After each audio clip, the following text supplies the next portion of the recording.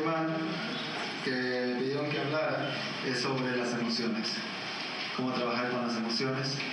Y bueno, voy a hablarlo desde el punto de vista del budismo, y si encuentran algo útil en lo que digo, pues pueden tomarlo. Si encuentran algo que no es quizás de mucha utilidad, no importa que no lo tomen, no hay mucho problema. Entonces vamos a discutir un poco la visión budista de las emociones, algunas de las emociones que experimentamos, y después vamos a hablar sobre algunos antídotos para trabajar con ellas, ¿sí? Y al final haremos preguntas, como les comenté. Para introducir el tema de las emociones, creo que es muy importante definir que para el budismo, cuando hablamos de emociones, nos referimos a estados mentales, diferentes estados mentales que cada uno experimentamos a lo largo del día, a lo largo de la vida, a lo largo de nuestra existencia. Entonces no se refiere nada más a cierto tipo de emociones viscerales, se refiere a toda una gama de estados mentales que van desde la compasión, el enojo, el apego, la generosidad, la paciencia, ¿sí? Cualquier tipo de experiencia subjetiva es un estado mental, ¿no? Y esos son lo que el budismo denominamos emociones. Y dividimos dos tipos de emociones: emociones positivas y emociones negativas. Emociones positivas o virtuosas, emociones no virtuosas o aflictivas. Con las que nos interesa trabajar de lleno en un inicio son las emociones negativas o aflictivas, porque son las que crean daño hacia nosotros y hacia los demás. Y con las emociones positivas, bueno, eventualmente irlas fortaleciendo y desarrollándolas, pero en la medida que vamos nosotros desarrollando o disminuyendo las emociones negativas, ¿no? En la medida en que vamos restándoles fuerza, vamos entonces desarrollando, ¿no? También, o dándoles un poco más de fuerza a las emociones positivas. Entonces, para ello, antes de que continúe yo, ¿no?, hablando, haciendo la exposición, quiero que tomemos unos minutos para que pensemos en nuestra motivación antes de comenzar. Cada quien en silencio. Se pueden colocar con la espalda recta. Yo traigo la espalda recta ya por estar de pie, entonces no hay problema. Es colocarse con la espalda recta unos momentos y pensar, cada quien en silencio, en nuestra motivación, intentando que sea una motivación altruista la de estar aquí. Pensar que estamos aquí no nada más para escuchar información intelectual, sino escuchar algo, compartir algo que nos ayude a conocer mejor nuestra mente.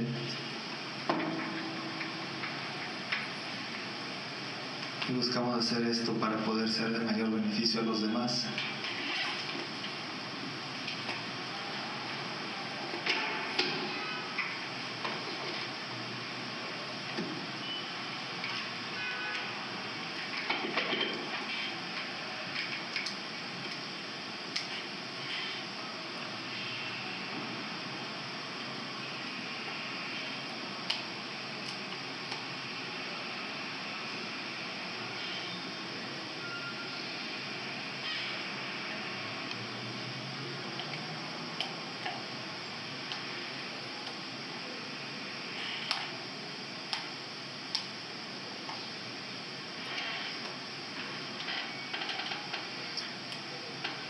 Y regresamos nuestra atención.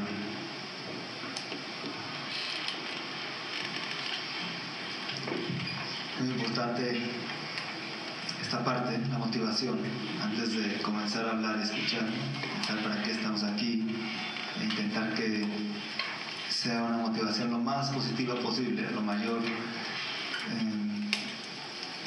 que tomemos en cuenta a los demás, quizás en alguna medida, porque bueno, es parte también del desarrollo de las emociones positivas o de los estados mentales virtuosos, ¿no? Entonces, bueno, vamos a entrar de lleno al tema. Como todo el budismo tiene que ver con el trabajo de emociones, entonces no me preocupé mucho sobre qué hablar. Y escogí un tema bastante interesante y voy a centrarme en una parte de este tema. Vamos a hablar de los 4 sellos de la realidad. y vamos a centrarnos en uno de estos 4 sellos, que es precisamente uno que habla sobre las emociones.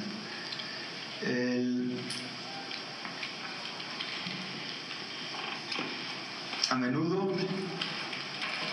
escuchamos acerca del budismo, o hemos leído, o hemos visto un documental en Discovery Channel o en National Geographic, o hemos leído los libros de Losang Rampa. ¿Sí? Entonces conocemos algo del budismo, o hemos hablado o hemos oído del Dalai Lama o de algún otro maestro. Sin embargo, lo que llamamos es una tradición que tiene más de casi 26 siglos, 25 siglos, un poco más de 25 siglos, que se enfoca al estudio del ser humano, que se enfoca al estudio de la percepción que todos nosotros experimentamos como seres humanos, es decir, nuestra manera de percibir el mundo, de percibir la vida y de percibir a las personas que nos rodean. Y precisamente debido a esta percepción que tenemos en este momento, el Buda la llama un poco ilusoria o ficticia, debido a que tenemos una percepción ficticia o equivocada de la realidad, experimentamos sufrimiento. Entonces la finalidad de la enseñanza del Buda es identificar las causas del sufrimiento y presentar una metodología para ir trabajando con ellas, para irlas erradicando. Esa es la finalidad de la enseñanza del Buda. Y quizás escuchemos o veamos o podamos identificar cosas muy coloridas, ¿no?, culturales dentro de las distintas escuelas budistas o distintas tradiciones o corrientes budistas. Sin embargo, la parte básica del budismo son estos 4 sellos. Es decir, una persona que acepte estos 4 sellos es budista o seguidor de Gautama, del Buda, de Siddhartha Gautama. Podemos nosotros decirnos budistas, pero si no aceptamos estos 4 sellos no somos budistas. ¿Sí? ¿Cuáles son estos 4 mudras o sellos de la realidad? El primero de ellos dice, esto fue enseñado hace 26 siglos.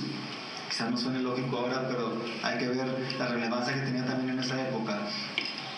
El primero dice, todos los fenómenos compuestos son impermanentes. Es el primer sello, o mudra, afirmación de la realidad. Esos 4 sellos de la realidad, como dice su nombre, son parte de la realidad en la que vivimos. El primero dice el Buda, todos los fenómenos compuestos son impermanentes. Quizás no suene lógico, digamos, sí, todos son impermanentes. A nivel intelectual lo podamos entender, pero a nivel vivencial, no es si nada más sea yo, pero en el fondo pienso, no, algunas cosas sí son permanentes. Mis relaciones personales son permanentes. Si estoy sobre todo en una situación bastante cómoda, esto quiero que sea permanente. Proyectamos permanencia en las cosas, en nuestro cuerpo mismo. Yo quiero estar así, ¿no? Quiero estar así, o no quiero cambiar en las relaciones personales que tenemos o en nuestros trabajos. A mí no me hables de que mi trabajo se va a acabar, ni digas. Que me van a cambiar el jefe, no, ni lo menciones. Cosas de ese estilo. Proyectamos permanencia en las cosas, cuando en realidad lo que dice el Buda es que todos los fenómenos compuestos son impermanentes. ¿Qué quiere decir compuesto? ¿A qué nos referimos aunque todos los fenómenos compuestos son impermanentes? Compuesto quiere decir que algo que está conformado por más de 2 cosas. Este reloj que vemos aquí es un fenómeno compuesto. Está conformado por muchísimas cosas. Nuestro cuerpo es un fenómeno compuesto incluso en el momento de la concepción. En el momento de la concepción, 2 células, el padre y la madre, se juntan. Ahí ya hay un fenómeno compuesto. No es un fenómeno individual, absoluto, que exista de forma, es decir, que no dependa de partes. Cualquier cosa que depende de partes para existir, que es prácticamente todo, es impermanente. ¿Qué quiere decir impermanente? Quiere decir que está sujeta al cambio. Permanencia, entendemos la palabra, ¿no? Algo permanente. Sobre todo cuando vamos al cine, había hace muchos años de la permanencia voluntaria. Aquí no había eso, que uno podía ir al cine y quedarse ahí, pagar un boleto y que había permanencia voluntaria, puedas quedarte todo el día ahí en el cine viendo las películas en la misma sala, ¿sí? Hasta que ya te aburrieras. Permanencia, buscamos permanencia en las cosas, y eso es lo que el Buda dice que no existe. Cualquier fenómeno conformado por partes, por naturaleza, está sujeto al cambio. Cuando el mismo Buda murió, Kushinagar, en su última enseñanza antes de morir, dijo: cualquier cosa que se une, eventualmente se separa. ¿Sí? Decimos, ay no. Pero esa es parte de la naturaleza de la existencia. Es como si nos deprimiéramos o nos enojáramos porque el fuego calienta. ¿Cómo estás? Estoy bien, pero no. Y tú, estoy deprimido. ¿Por qué? Porque el fuego calienta. Me da mucha depresión que el fuego queme. No tiene sentido. Es la naturaleza del fuego, calentar. No está en nuestras manos decidir si quema o no quema, ¿cierto? Lo mismo sucede con los fenómenos. El ver la impermanencia no nos hace personas más depresivas ni personas más nostálgicas. De hecho, al Buda le llamaban, uno de los sobrenombres que le daban a Siddhartha Gautama era el constantemente alegre, o el eternamente sonriente, algo así le decían. Quiere decir esto, ¿no? Que el hecho de ver la impermanencia no nos hace personas melancólicas y bohemias y depresivas. No, todo lo contrario. Somos así, somos melancólicos, bohemios, depresivos porque no vemos la impermanencia. Porque quisiéramos y anhelamos una realidad que no existe, porque anhelamos que el fuego no quemara. Ojalá, imagínate si el fuego no quemara, y construimos una fantasía en base a esa idea de que el fuego no quemara. Ojalá. Entonces, este primer sello, esta primera descripción del Buda engloba algo muy, muy interesante. Esta afirmación de que todos los fenómenos compuestos son impermanentes va, desde el punto de vista del budismo, acorde con la realidad en la que vivimos, acorde con la verdad. Por eso los budistas decimos, si algo es verdad, no tenemos por qué tener miedo a acercarnos a ello. No existe la idea de decir cosas, herejías budistas o cosas así. ¿Por qué? Porque estamos buscando la verdad. Tenemos que acercarnos a ella, ¿cierto? Si algo es verdad, no tenemos que tener miedo a conocerla. Entonces, si no, no es verdad lo que estamos nosotros sosteniendo. Si lo que estamos sosteniendo se derrumba a través del razonamiento lógico o a través de un análisis directo de la realidad, entonces eso no es verdad y no nos interesa. Porque el objetivo en particular de la enseñanza del Buda y en general del ser humano, que es conocer la realidad. Para el budismo, verdad y realidad es lo mismo, son sinónimos. La verdad, la realidad es lo mismo. Entonces, no es que vaya a pasar que dentro de unos años llegue la ciencia y nos diga, oigan, el Buda se equivocó, encontramos dos fenómenos compuestos que sí son permanentes. La cosa no puede existir, decimos, ¿no? Entonces no tenemos que tener miedo por qué acercarnos a conocer la verdad, a conocer la realidad. Si queremos seguir viviendo en una fantasía de que sí son permanentes las cosas, bueno, pues tenemos esa opción, pero el Buda es muy claro al decirnos, entre más alejada esté nuestra percepción de la realidad, más sufrimiento experimentamos. Ese es el problema. No, porque es muy práctico, se fijan. El Buda dice, todos queremos ser felices y evitar el sufrimiento. Es algo que nos hermana a todos los seres. Buscar ser felices y querer evitar el sufrimiento. Pero, si seguimos con esta fantasía de que, ojalá que el fuego no quemara, pues no vamos a encontrar esa felicidad duradera que buscamos, porque nuestra percepción de la realidad está alejada de la realidad misma.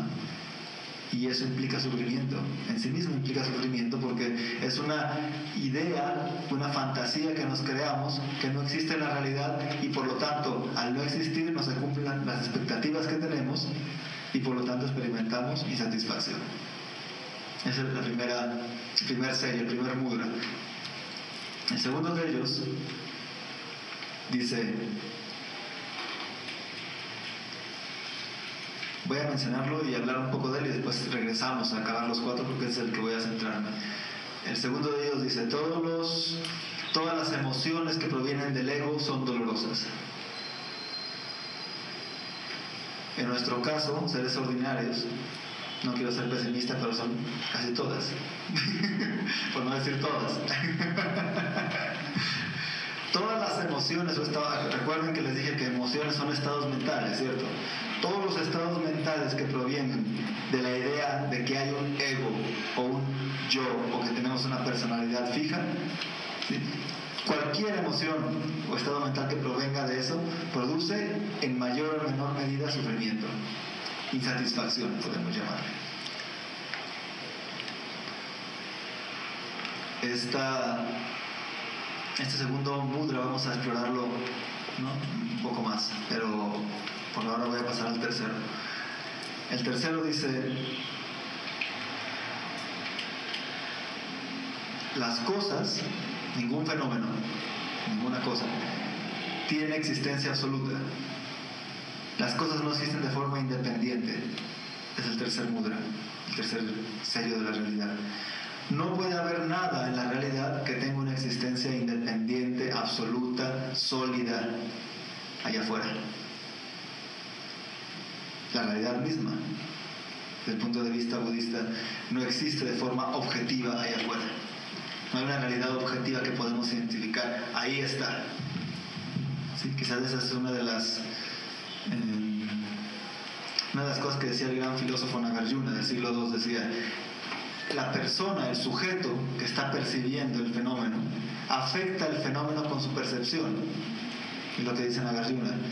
Por lo tanto, no hay una realidad externa objetiva ahí afuera. Entonces es la famosa teoría de la sunyata o la vacuidad dentro del budismo, la ausencia de existencia absoluta de las cosas. Entonces, desde el punto de vista budista, no hay yo absoluto, no hay alma absoluta, no hay Dios absoluto, no hay Buda absoluto, no hay nada que exista de forma absoluta.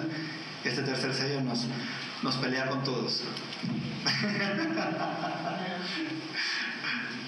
El primero de ellos, los fenómenos compuestos son impermanentes, nos acerca a la ciencia, ¿no? Eso dice uno de mis maestros. El segundo, todos los fenómenos, todas las emociones que vienen del ego son dolorosas, nos acerca a las religiones, porque sí hablan del altruismo, de no estar egoísta, ¿no? El tercero de ellos nos pelea con todos, porque no aceptamos ningún tipo de realidad objetiva o absoluta allá afuera. ¿Sí? Existencia independiente es lo que el budismo niega. No hay tal cosa como edificio independiente allá. Silla, micrófono independiente. No, existe, pero interdependiente, de manera interdependiente. Eso es lo que diría el tercer sello. Y el cuarto de ellos dice que la felicidad duradera que buscamos, que denominamos en el budismo nirvana, que es un estado mental. El nirvana va más allá de los conceptos, es decir, se experimenta en la mente del individuo. El nirvana no es un lugar, sino es que cuando digamos, bueno, los budistas cuando se mueren, ¿a dónde se van? Al nirvana. ¿Sí? Yo cuando me muera voy a alcanzar la iluminación, me voy a ir a la iluminación. No, no es desde el punto de vista, sería un poco budismo teísta, ¿no? Entonces, este cuarto sello es muy interesante porque nos dice que el camino a recorrer no tiene que ver con creer en Buda o no, o creer en algo o no creer en nada. Tiene que ver con entender la realidad. Y ese entendimiento tiene que ser no nada más conceptual, va más allá de los conceptos, dice, es vivencial. Tenemos que probar, experimentar ese entendimiento. Por ejemplo, yo puedo tener aquí un chocolate y veo en el chocolate, ¿no?, la etiqueta. Veo yo la etiqueta del chocolate, ¿no?, y digo, a ver, ¿qué tiene? Bueno, cacao, etcétera, leche, es un chocolate suizo muy bueno, etcétera. Entonces veo todas los ingredientes maravillosos de este chocolate suizo. Entonces, a vendérselos a ustedes, les digo, miren, les voy a ofrecer el mejor chocolate del mundo, ¿sí? Pero cuando me preguntan, ¿y tú ya lo probaste? No, pero ve la etiqueta, todo lo que dice. Tienen cosas muy buenas, ¿no? Un ingrediente perfecto, ¿sí? Pero si no lo hemos probado, no nos consta que sea un chocolate bueno. Podemos hacer acto de fe a la etiqueta, ¿no? de que sea algo bueno. Pero si no lo hemos nosotros experimentado, resulta difícil, o al menos probar, no, quizás no he comido todo el chocolate, pero al menos he probado algo del chocolate y les puedo decir, sí, sabe muy bueno. Lo que he probado sabe bastante bien. Eso quiere decir que va más allá de los conceptos. La felicidad duradera acontece en la mente y es una experiencia vivencial, no tanto de creencia en algo. Entonces, este ejemplo del chocolate me lleva a estas ideas de que el Buda hablaba de las 4 confianzas. Dice el Buda cuando enseñaba: no confíes en el expositor, sino en su enseñanza. No confíes en su enseñanza, sino en su significado. No confíes en su significado, sino en su significado parcial, sino en su significado definitivo. No confíes en el significado definitivo, sino en la experiencia de ese significado definitivo. Entonces nos habla de un proceso de ir, dice, no confíen en el expositor, sino en lo que expone, en su enseñanza. No confíen en su enseñanza, sino en el significado de la enseñanza. No confíen en la enseñanza en el significado parcial, sino en el significado definitivo. Y no confíen en el significado definitivo, sino en el significado, sino en la experiencia de ese significado. Experimentar, probar el chocolate. Eso sería las 4 confianzas. El Buda nos animaba a eso. Y regresando a los 4 sellos, quizás experimentarlos de lleno en este momento, quizás no sea tan fácil de momento, pero podemos entenderlos primero intelectualmente y ver si tienen sentido, estudiarlos, ver si tienen sentido, y si tienen sentido, intentar vivir con ellos. Sí, porque si se queda como una mera información intelectual, se vuelve como un maquillaje. El conocimiento, desde el punto de vista budista, es importante, pero si ese conocimiento no nos lleva a un cambio, a una experiencia de eso, es como un maquillaje más. Es como tener algo que hace más cómodo nuestra vida, ¿sí? Bueno, yo sé de este tema, yo sé de este otro tema, es una persona muy inteligente, muy estudiada, pero seguimos igual de infelices y de neuróticos. Entonces tal conocimiento no nos está ayudando mucho. Incluso en ocasiones ayuda nada más a que suframos más, porque como el aferramiento al yo se aumenta, que sabes más y eres reconocido, lo que sea, y puedes contestar, tienes cultura, entonces bueno, te sientes una persona un poco especial. Creo que es uno de los problemas con la meditación. Cuando las personas tienen interés en la meditación, como la meditación no es nada especial, la gente se aburre. No siento nada, dicen, ¿no? Me siento a meditar y no siento nada especial. Es que la finalidad de la enseñanza del Buda no es ser especiales, es tener empatía hacia los demás, es ver la realidad como es, etc. Entonces, a veces la meditación tenemos que, para no perder el entusiasmo, hacer algunos trucos con nuestra mente, ¿no? Para cambiar de lugar, cambiar de situación, ir a meditar frente a la playa, lo que sea, para que la mente se motive un poco, ¿no? Pero estos 4 sellos de la realidad, creo que empezar a entenderlos o considerarlos es importante, como es una aportación que puede dar el budismo a cualquier sociedad, porque hace referencia a la forma en la que existe, tiene que ver con nuestra vida. No tienen que ver, que se fijan, no he mencionado yo, tienen que creer en tal cosa del Buda, tienen que creer que el Buda nació de tal y tal, en tal situación, o que el Buda hizo esto, no, tienen que ver, la enseñanza de Siddhartha Gautama tiene que ver con la comprensión de la realidad, acercarnos a la realidad, y si no nos está acercando, entonces no nos está sirviendo.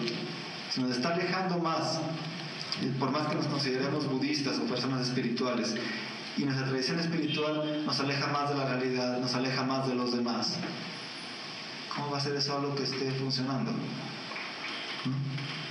Entonces, el segundo sello, que es el que me voy a centrar, todas las emociones que provienen del ego son dolorosas. Muy interesante analizarlo. Podríamos decir, incluso, todas las emociones son dolorosas, para que nuestro ego brinque y diga que no es cierto. Todas las emociones son dolorosas. No. ¿Y qué hay de la compasión? ¿Y qué hay del amor? Nuestro ego brinca. Vamos a explorar esto. ¿A qué se refiere el Buda en este segundo sello? Dukkha en sánscrito. Dukkha quiere decir, en tibetano dicen dungal, que es lo mismo que dukkha, que es como un cierto tipo de insatisfacción. Entonces,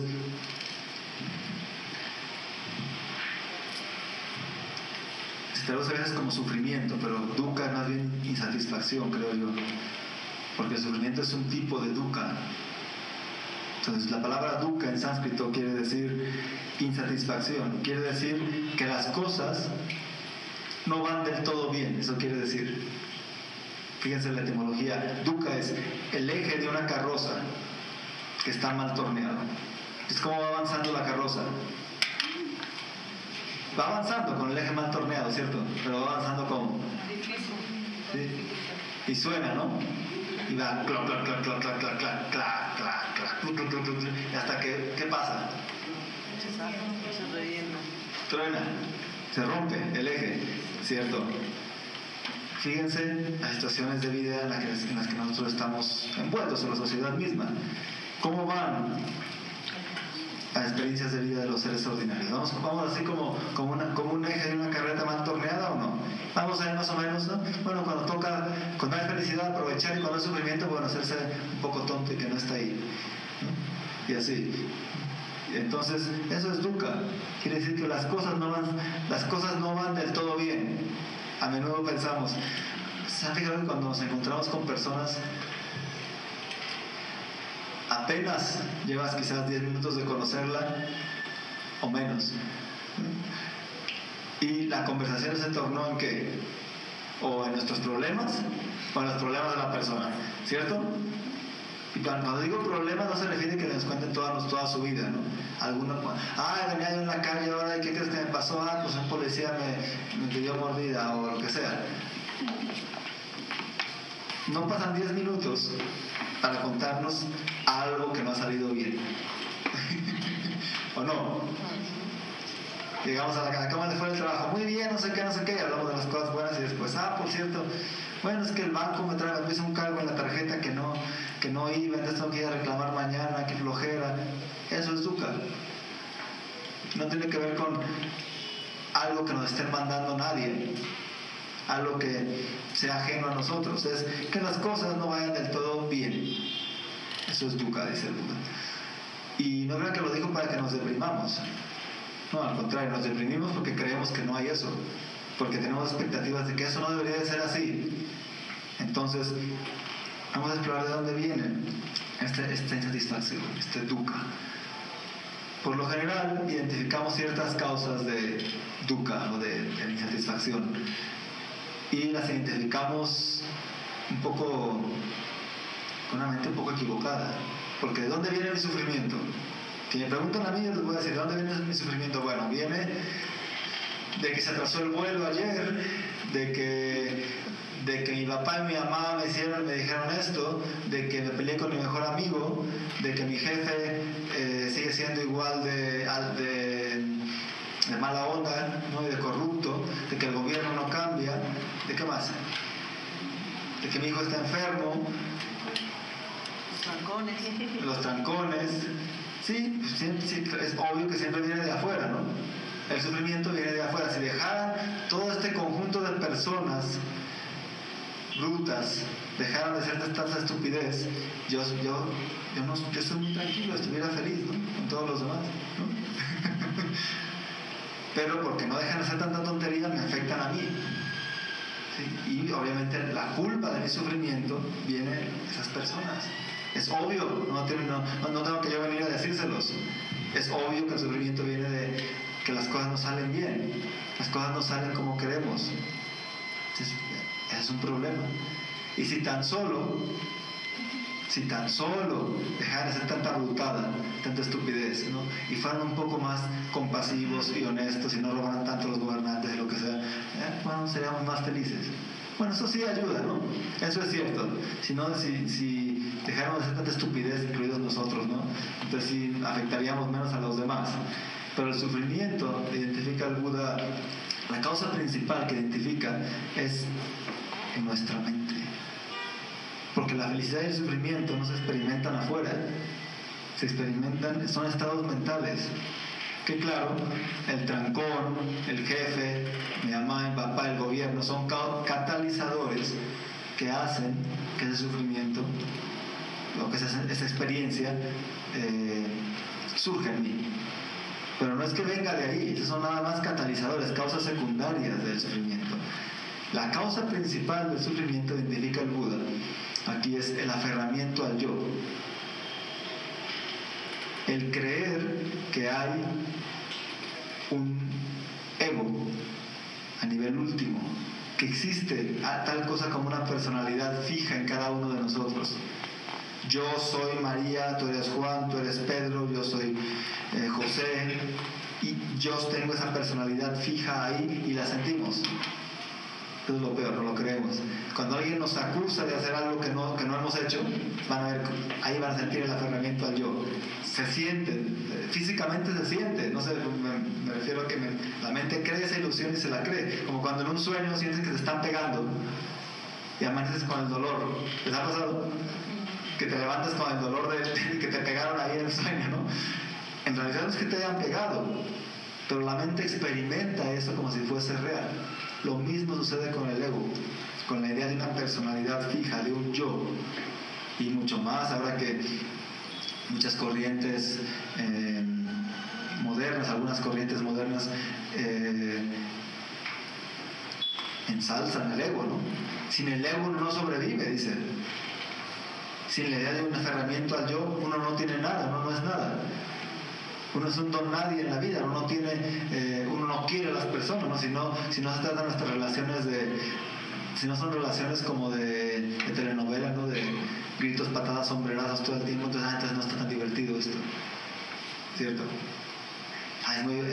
Es muy interesante la reconciliación, ¿no? Entonces vamos a pelearnos para después reconciliarnos. Todo eso viene del aferramiento al yo. Todo eso viene de creer que hay un ego. Y fíjense, psicológicamente tenemos arraigadas dos ideas muy fuertes. La primera es la idea de autoprotección. La segunda, la idea de autopreservación. Para la primera, la autoprotección, no les voy a decir a quién creamos, pero eso analícenlo ustedes. Para la autoprotección inventamos algo, y para la autopreservación inventamos otra cosa, que les voy a decir qué es: el ego. Para autopreservarnos, para creer que no somos impermanentes, que hay algo fijo, sólido, que me hace ser yo, único, irrepetible, que sabe cuántas ideas decimos, ¿cierto?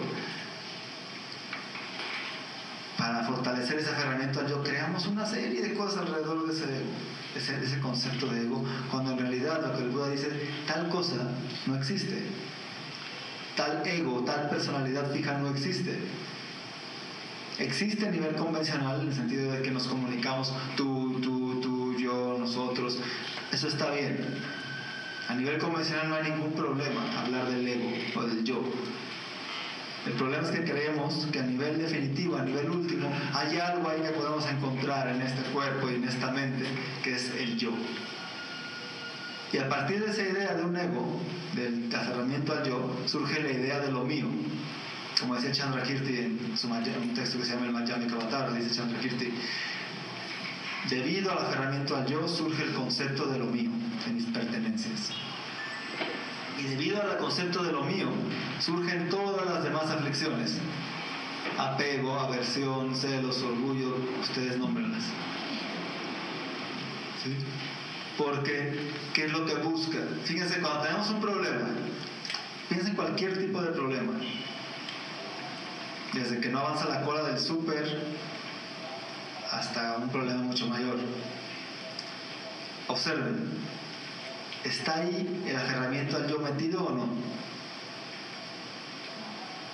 Cuando hay un problema, no, claro que no, a mí me importa que toda la gente del banco esté esperando y no la dejan pasar a esta señorita, no, me importa, utilizo a la gente de la cola para que mi ego tenga pretexto para reclamar, ¿sí?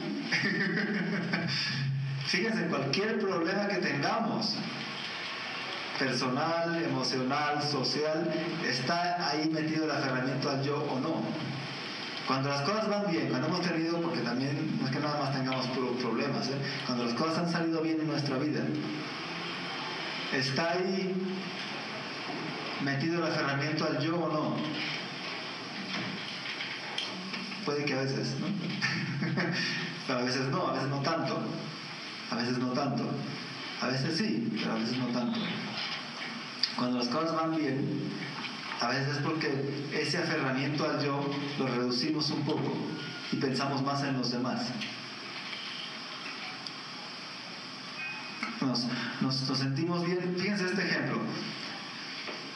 Cuando nos compramos un regalo para nosotros, bueno, a mí me gusta, sobre todo si compro un libro que me gusta, ¿no? Compré esto para mí, ahora voy a poder leer, y me gusta, no me voy a decir que no. Pero cuando compramos algo, ¿cuánto nos dura ese gusto? Quizás lo que leo el libro. Pero si compramos algo para los demás y se lo damos, la sensación, ¿cuál es más, cuando es sincero, claro, cuál es más gratificante? ¿Comprar algo para uno mismo o comprar algo para los demás? Eso no es ningún dogma, ¿cierto? Lo hemos experimentado, espero, ¿no? Pensar en los demás, en el bienestar de los demás, curiosamente, es beneficiarse uno mismo. Entre una persona más piensa en otros o más se dedica a los demás, mucho más se beneficia él mismo o ella misma. El ego creo que es lo opuesto. No. ¿Cómo voy a dejar mis intereses? ¿Cómo voy a dejar de lado lo que yo necesito para darle a los demás? Yo me quedo sin nada y no puedes dar lo que no tengas, dicen. Sí, a veces decimos, no, es que yo no estoy bien con los demás porque no estoy bien conmigo mismo. Esa es la lógica que usamos. El Buda diría, no estás bien contigo mismo porque no estás bien con los demás, porque estás totalmente centrado en ti mismo, y eso produce sufrimiento. Este es el segundo sello, precisamente nos dice, en la medida en la que sigamos centrados en nosotros mismos, vamos a seguir experimentando sufrimiento, no va a haber opción. Y esto no es ninguna, tenemos que ver si es cierto o no es ninguna idea que yo vengo aquí a convencerlos, ¿no? Es algo que tenemos que ver si es cierto o no. No es una idea, no es que es la mejor opción que tengamos. El Buda se puso a pensar, a ver, ¿qué es mejor? ¿Pensar en mí o en los demás? Yo creo que en los demás porque suena más bonito, entonces puedo vender mejor un mensaje. No, es de su experiencia, habló de su experiencia. Yo he descubierto que entre más centrados, dice el Buda, entre más centrados estemos en nosotros mismos, más sufrimos. Y cualquier emoción que surja de ese aferramiento al yo, produce a corto o a largo plazo sufrimiento. Entre más comenzamos a ser considerados con los demás, hay una amplitud mental, empieza como que la mente a relajarse, porque te das cuenta que tampoco es que seamos tan importantes, ¿cierto? Otro de los problemas es que creíamos que somos sumamente importantes. ¿Cómo me hicieron eso a mí? Es el aferramiento al yo, al ego. Esto es mío, y porque es mío vale, y lo que no es mío no vale, ¿cierto? Pues por eso cuido lo mío y lo demás, lo que no es mío no me importa. Aferramiento al yo. Eso produce sufrimiento. ¿Y por qué? Porque hay una tensión. El día de ayer hablábamos precisamente en un programa que todos los domingos participo. Hablábamos precisamente de budismo y psicología, y había un video que pusimos del Dalai Lama. Su santidad decía que entre más honesta sea la persona, entre más nos esforcemos a actuar con honestidad, se reduce notablemente la ansiedad y el miedo. ¿Por qué tiene miedo el ego? Y si me descubren, y si me cachan, y supieron que hago esto, ¿cierto? Por no actuar con honestidad. Entre más honestos somos, pues no hay nada que ocultar. No digo que sea, no dice su santidad Dalai Lama que sea fácil, pero al menos es una opción que podemos considerar.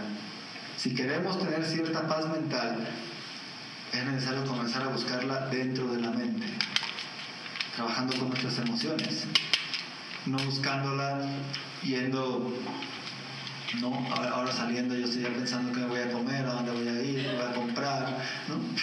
Cuando acabe de hablar el monje, ya, ¿qué planes tengo? A ver a dónde voy a ir a comer acabando, ¿no? Voy a ir por un café, ¿no? Buscamos la felicidad afuera, no está mal ir por un café saliendo o ir por algo que quieran saliendo, ¿no? Si tienen algún plan no lo dejen de hacer.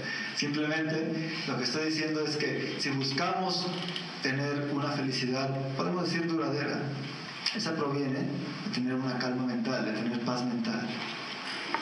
De ahí proviene.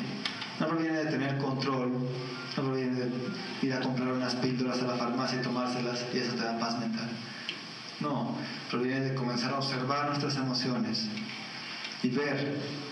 Me fui a la raíz, que es el aferramiento al yo, pero podemos irnos un poco más allá. Quizás atacar la raíz sea un poco difícil de momento, pero podemos ir viendo dos de las emociones principales: el apego y la aversión.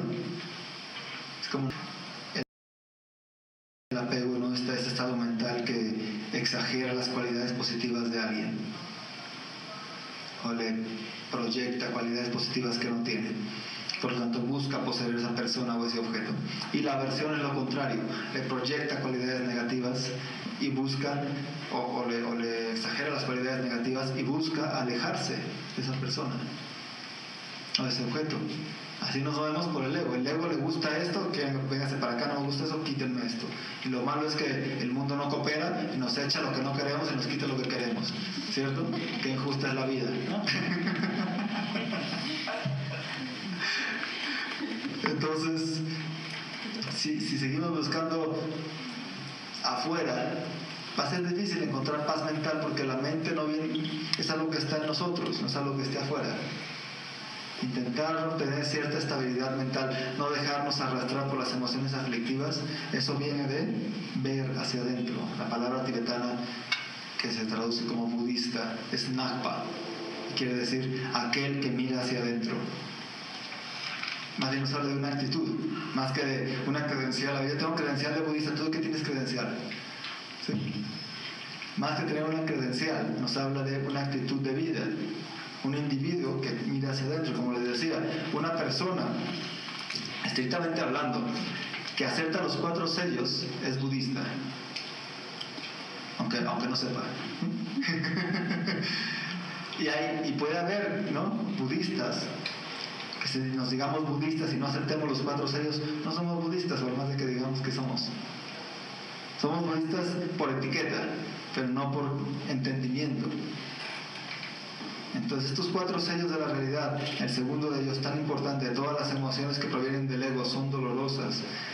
Si analizamos nuestro apego, el apego, fíjense, lo curioso es que el apego son 2 caras de la misma moneda, el apego y la aversión. El apego surge, la aversión es un tipo, el enojo es un tipo de aversión.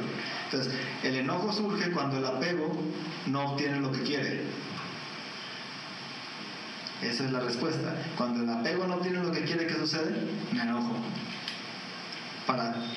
En el fondo, como ansiando obtenerlo, ¿no? Entonces, hay que cuidar así nuestra mente, observándola. No nos sintamos mal por tener aflicciones, ¿no? Por eso estamos aquí, ¿no? Si no estuviéramos gozando del nirvana, de la liberación, del 4º sello. Sin embargo, el hecho de tener emociones aflictivas no implica que siempre tengamos que estar viviendo así, o que siempre tengamos que dejarnos arrastrar por ellas. Un ejemplo que me gusta mucho, que una vez escuché acerca de las emociones, de su santidad el Karmapa. Decía el Karmapa: si vemos las emociones como arte, podemos nosotros trabajar con ellas de forma mucho más efectiva. ¿Por qué? Porque cuando comenzamos a hacer una obra de arte, comenzamos con un bosquejo, pero no necesariamente ese bosquejo es la obra de arte la final. Sí, podemos ir cambiando el bosquejo y al final la obra es algo totalmente distinto, ¿cierto? Entonces, el hecho de que surja una emoción aflictiva, empieza a surgir el enojo, es el bosquejo. No quiere decir que el enojo, claro, si vamos dándole mucho más colorido, vamos continuando ¿no? Puliendo la obra, pues obviamente al final vamos a tener un enojo perfecto. ¿Sí? Pero si empieza el enojo, el bosquejo, y vamos cambiando el bosquejo, no necesariamente al final tiene que ser eso que comenzó. Entonces ver las emociones como arte puede ayudarnos también, ¿no? A ver que eso que comienza no necesariamente tiene que concluir así. Si estoy sintiendo apego ahora, bueno, tengo apego, bueno, voy a intentar ver las desventajas del apego, ver que produce sufrimiento a largo plazo, etcétera, etcétera. Voy a intentar no dejarme arrastrar tanto por el apego. A lo mejor si me dejaba arrastrar 60%, bueno, que 60 en nuestro caso 100%, ahora a lo mejor 80. Ya es algo, es mejor que nada. Entonces, ver las emociones, ¿no?, como algo que acontece en nosotros y no aferrarnos a ellas, porque a veces les damos demasiada importancia a las emociones. Es otro problema también. Como si existieran de forma, vamos al el tercer sello, como si existieran de forma absoluta. Es el problema también. Vemos nuestra emoción como lo más importante del mundo en ese momento. Ya caray, hombre, no es para tanto, ¿no? Sentirte mal un rato, pues no pasa nada, ¿cierto? ¿Cuántos de nosotros nos hemos sentido mal un rato? Ya, pues pasa, no acaba, y tampoco es tan grave, ¿no? Que una persona se sienta mal en ¿cuántos? 6 millones o cuántos somos de humanos, un rato, unos segundos, tampoco es para tanto, ¿no? No somos el centro del universo. Ya te sentís mal, bueno, ya pasará, ¿cierto? Pero nosotros nos aferramos a una idea concreta de las emociones. No ves lo que yo siento en este momento. Aferramiento al ego de nuevo. No ves lo importante que es lo que yo siento en este momento. No ves mis sentimientos, ¿cierto? Problema, aferramiento al ego, ahí está, aferramiento al yo. Problemas. No quiere decir que no nos importen nuestras emociones y nos volvamos al otro extremo y nos volvamos indiferentes. Ahí estamos yendo en contra del último sello. El nirvana va más allá de los extremos, dice. No se refiere a volvernos personas indiferentes, simplemente a ver que una emoción es un fenómeno compuesto y es impermanente, el primer sello. Surge, dura y cesa, ¿cierto? Aunque parece que hay personas que viven eternamente enojados, no creo. Hay momentos del día en el que no están tan enojados, ¿no? A menos cuando mete gol su equipo de fútbol favorito o lo que sea, ¿cierto? Entonces, ahí vemos que la intensidad de las emociones igual es un fenómeno compuesto que surge, dura y cesa, igual. Lo que pasa es que, de nuevo, por confusión las concretizamos. No ves lo que yo sentí. Eso está mejor, porque eso ya pasó y seguimos, ¿no? No ves lo que yo sentí. No te importó lo que yo sentí, ¿no? Bueno, pues también otra persona siente, no nada más tú. Pero estamos tan centrados o enfrascados en lo que yo siento. Problema. Entre más concreticemos la emoción, el apego, por ejemplo, viene un objeto de apego y lo vemos como bello por sí mismo, atractivo por sí mismo, pastel de chocolate delicioso allá afuera por sí mismo, lo quiero para mí ahora, al ser feliz, si no lo tengo sufro. Eso es concretizar el objeto de apego otra vez. No estamos viendo que no existía así. Y lo peor, ¿saben qué es lo peor? Que vamos por el pastel de chocolate. No sé si les ha pasado, probamos el pastel, primera cucharada, delicioso. Segunda cucharada, ya no tan delicioso. Sigue estando delicioso, pero no con la misma intensidad de la primera vez. Tercero, también, pero ya no tanto. Vamos al cuarto, quinto, llega al décimo y ya no me gusta. Ya me empalagó, ¿cierto? Entonces, ¿eso qué nos está diciendo? Que si el pastel de chocolate diera felicidad o placer por sí mismo, entre más comiera uno, pues iría en aumento, ¿cierto? Porque su naturaleza es dar felicidad. No estoy diciendo que no se coman pasteles de chocolate, no vayan a salir como espiritualidad hippie que vamos y pensamos, bueno, yo me voy a privar de todos los pasteles de chocolate porque no los necesito. Bueno, si no hay, pues bien, ¿no? Pero si hay pastel y quieren probarlo, bueno, pues pruébenlo. Pero viendo que no existe como creemos que existe, ¿cierto?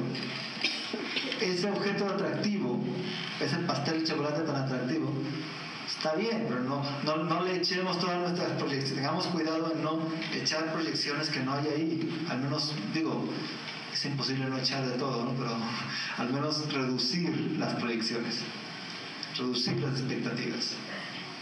Porque entre más expectativas tenemos, más sufrimos. ¿Por qué? Porque no es que la persona exista así o el pastel de chocolate exista así. Es que yo le estoy aumentando su valor agregado. Le estoy poniendo ahí cosas que no tiene y me las creo, y después cuando viene la realidad misma y el pastel llega igual como estaba desde un inicio, ¿sabes qué? Me decepcionó el pastel. Pero no es por el pastel, es porque yo le proyecté quién sabe cuántas cosas a ese pastel. Entonces ahí hay un ejercicio de comenzar. Este es un ejercicio para comenzar a ver que nuestra mente es la que determina nuestra experiencia de felicidad o sufrimiento. ¿Sí? Al final. Entonces, reducir el apego, comenzar a no creernos tanto el apego, lo que el apego nos cuenta, le llaman también le llamamos engaños, no las aflicciones, pero todos los cuentos o los engaños del apego, si dejamos de creérnoslo, vamos a comenzar a tener cierta liberación. Sí, entonces, pero mientras sigamos creyendo que el apego es así, bueno, lo que vino a decir aquí el monje está interesante, pero bueno, yo sigo con mi apego. Porque no puedo yo cambiarlo, yo así soy, yo así nací, ya no puedo yo hacer nada. Ese es un tipo de pereza. Que somos idiotas, no podemos entender. Claro que podemos entender, dice el Buda. ¿Sí? Si hemos hecho cosas más, que a veces me pongo a pensar, a veces tenemos unas habilidades tan complejas para hacer cosas tan difíciles, y entender la impermanencia, que no es tan difícil, nos cuesta un trabajo tremendo, ¿no? No es porque no podamos, la capacidad está ahí en nosotros, simplemente a veces la pereza de la falsa humildad llega, no puedo. No, yo nunca lo voy a poder decir. No, sabes que yo como nací aquí y en esta sociedad donde vivo la cosa es así, y aquí nos impulsa toda la mercadotecnia a ver todas las cosas como permanentes, yo no puedo ya cambiar eso. De nuevo estamos viendo afuera, no estamos viendo qué pasa aquí, ¿cierto? Y la aversión es lo mismo. La aversión es exagerar lo negativo. Se aparece alguien que nos cae mal, y van a ver cómo surge la aversión. Entra a la habitación y nos cae mal, ya llegó esta persona, voy a hacer como que no la veo. Y toda la charla, aunque uno pretenda que no es que está poniendo atención, la mente está ahí con la persona. ¿Qué está haciendo? No sé a qué viene, mira qué hipócrita, etcétera, etcétera. Esa es aversión. Y el enojo es un tipo de aversión. Simplemente el enojo es un rechazo, que me quiten esto porque esto no me gusta. ¿Sí? Y este tipo de aversión exagera lo negativo. ¿Se han fijado que de pronto aparece una persona que le tenemos una aversión tremenda?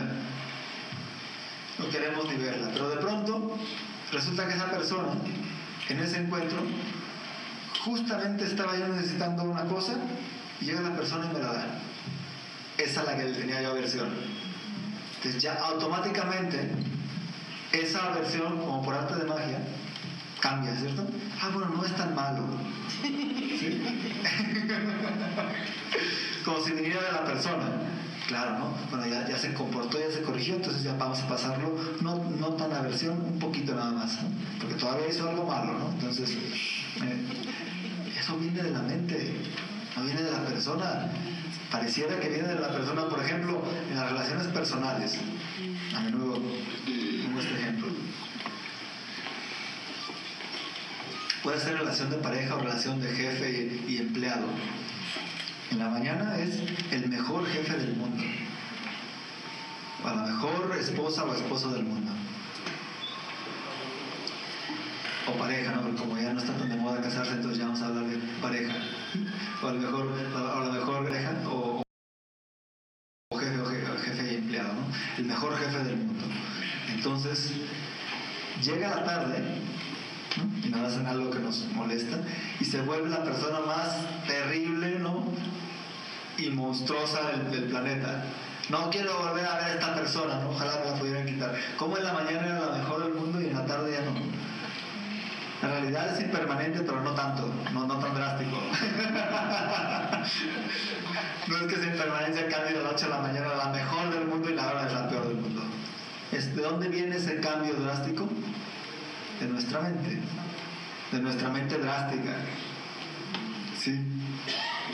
Entonces, de nuevo, apego a otras cosas, cómo las emociones nos traen. Hace poco hablaba yo de esta situación de tensión que hay en los países árabes, ¿sí? De política, y cómo yo pensaba, a veces se independizan, se supone, ¿no? Se independizan del yugo de tal imperio, etcétera, etcétera. Entra un nuevo presidente local y se queda ahí más que el imperio, ¿no? Y el pueblo está peor. Entonces digo, no sé qué tan inteligente a veces sería la independencia, ¿no? Roban los locales, esa era la diferencia, ¿no? Antes robaban los de los otros países, ahora roban los locales y aquí el problema no es tanto el cambio. Cambiamos de sistemas políticos, sistemas sociales, etcétera, etcétera, pero cambian una persona, quitan a un dictador y luego ya otro peor. Muchas veces pasa, ¿cierto? ¿Por qué? Porque el problema no es tanto cambiar a las personas. El problema es que no trabajamos con nuestra mente. El problema del narcotráfico, por ejemplo, que en eso México y Colombia somos ahora hermanos. Bueno, más México ahora creo.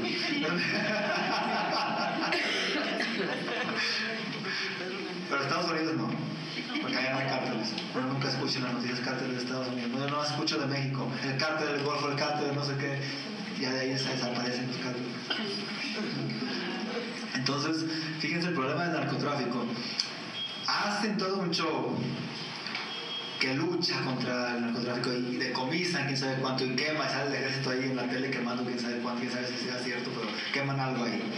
Entonces, queman algo ahí. Y pienso yo, bueno, el problema no es tanto hacer la lucha contra el narcotráfico, pues sigue pasando, ¿no? Mientras haya demanda va a seguir pasando de una u otra forma.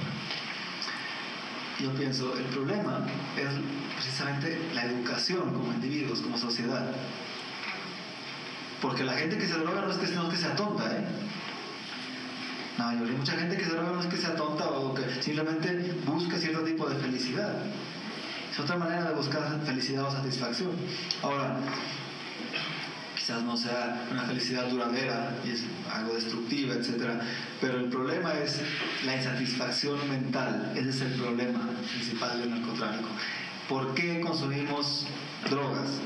Se consumen drogas. ¿Por qué? Porque nos sentimos insatisfechos y con eso vamos a tener satisfacción. Si aprendiéramos a tener como individuos, como sociedad, cierta satisfacción un poco más duradera que la que proviene de no tener tantas aflicciones mentales, habría mucho menos narcotráfico, habría mucho menos problemas como los del Medio Oriente, etcétera, políticos. Si tuviésemos, por ejemplo, más compasión como sociedad, como individuos, porque somos parte de la sociedad, no crean que, claro, la sociedad, como no tiene compasión todo el mundo, entonces yo no voy a tener. Si nosotros como sociedad dijéramos, bueno, voy a intentar ser una persona más paciente, más tolerante, más compasiva. Si los demás no son, bueno, yo voy a intentar serlo. Eso va a influir en la sociedad.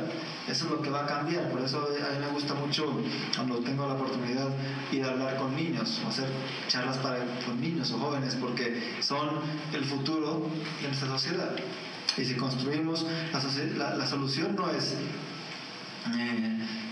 otra más que promover ciertos valores básicos, como por ejemplo el respeto, como la compasión. Eso va a ayudar a que cambie. Si tuviésemos, por ejemplo, sociedades más compasivas, menos egoístas, ¿qué tendríamos? Gobernantes más compasivos, ¿cierto? Porque los gobernantes vienen de la sociedad. Muchos conocemos a gobernantes quizás. Son gente igual que nosotros que está aquí en la sociedad y por causas y condiciones toman un puesto político o gubernamental o lo que sea. Entonces, si la sociedad fuésemos más compasivos, eso va a influir en todo. Y más compasiva implica, cuando el Buda habla, por ejemplo, de la no violencia, no nada más se refiere, claro, a nivel básico se refiere a evitar dañar a otros lo más que podamos. Ese es el nivel básico. Pero a un nivel profundo, cuando el Buda habla ahimsa en sánscrito, no violencia, el Buda está refiriéndose a algo mucho más allá que nada más ser una persona pacífica y encender velas y promover la paz.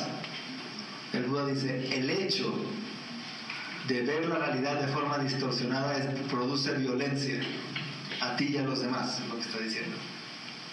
El hecho de seguir manteniéndose en la confusión produce violencia a ti y a los demás, es lo que está diciendo, a un nivel profundo. A un nivel convencional, claro, básico es evitar dañar a otros, pero a un nivel profundo, ahimsa quiere decir el hecho de tener un aferramiento al yo.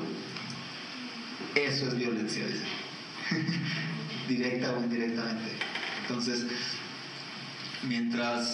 pero bueno, quizás no podemos ir a todo el mundo y promover que observen la ausencia de identidad personal con las meditaciones, etc. Pero sí podemos comenzar con una no violencia a nivel relativo, que es, ¿no?, evitar dañar a otros, y comenzar a cultivar cierta introspección como individuos. Porque incluso desde pequeños los niños entienden, ¿no? Entienden cuando uno les enseña técnicas de meditación o técnicas de ver, no necesariamente meditación, simplemente observar su mente. No dejamos que lo observen, enseguida el niño llora y en vez de que o se siente mal o se siente frustrado, no dejamos que observe su mente. Automáticamente hacemos todo lo posible para que no lo observe, para que se le quite eso. No llores, enseguida te voy a dar esto. Entonces ya, no tuvo que observar adentro, tuvo que conseguir allá afuera algo. Y desde ahí se va construyendo ese hábito. Entonces, comenzar a ver hacia adentro. Y a veces es mucho más violento, por ejemplo, en el caso de los niños, aquellos que tengan hijos, es mucho más violento darles todo lo que las aflicciones quieren. Estamos haciendo, es un tipo de violencia al niño, ¿no? O a las personas también. Si creen, por ejemplo, el ideal del budismo, en particular del budismo mahayana, hablamos el camino del bodhisattva. Quizás no escuchen esta palabra, bodhisattva. Bodhi, iluminación, sattva, ser, un ser que está en el camino hacia la iluminación, hacia el estado de un Buda o de un ser despierto. Ahora, un bodhisattva es alguien que ha generado la bodhicitta, la mente altruista. Si creemos que la bodhicitta es nada más darle a los demás todo lo que quieren y estar todo el tiempo riéndonos y sí, está bien todas las estupideces que haces, no, esa no es la bodhicitta. No hemos entendido. Si creemos que la bodhicitta es darle felicidad a otros, esa no es la finalidad de un bodhisattva. La finalidad de un bodhisattva es hacer todo lo que esté en sus manos, todo, cuando digo todo es todo, para que los demás seres entendamos la verdad. Dejemos de estar tan embrutecidos con nuestra propia realidad ahí inventada. Eso es lo que hace un bodhisattva. Y claro, si puede dar felicidad de paso, felicidad, digamos, convencional o mundana, pues la da. Pero su finalidad es hacer que entendamos la verdad, los seres. ¿Por qué? Porque un bodhisattva, ¿qué es lo que quiere? Que los seres dejen de sufrir, que dejemos de sufrir. ¿Y cómo dejamos de sufrir? Entendiendo la realidad. Sufrimos, ¿por qué? Porque creemos que hay un ego, un yo, que las cosas son permanentes, que las cosas son absolutas, ¿cierto? Si comenzara a aflojar la tuerca del aferramiento al yo, ponerle un poco de aceite, aflojarla, eso ya es todo un logro para un bodhisattva. Entonces, hablar del altruismo como una idea religiosa, eso ya es, creo que está fuera de contexto, porque ha habido muchos individuos altruistas en la historia de la humanidad que no necesariamente son religiosos.